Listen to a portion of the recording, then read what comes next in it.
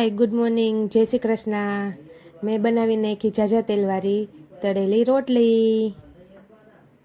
પછી અમે બેસી ગયા નાસ્તો કરવા. પછી જેન્ટ્સને પણ નાસ્તામાં આપી દીધી હતી કીવી.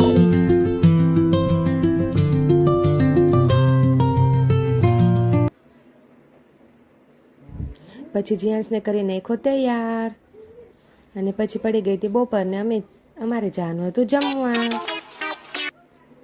પછી આવીને જીયાન્સને કપડાં બદલાવીને ફ્રેશ કરી નાખ્યો.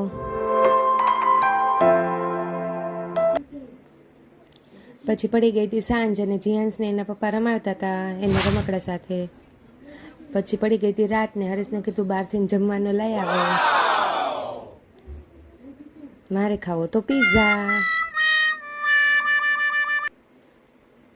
પછી હરેશ આવ્યા ને અમે બેસી ગયા જમવા. હાલો બધાય જમવા.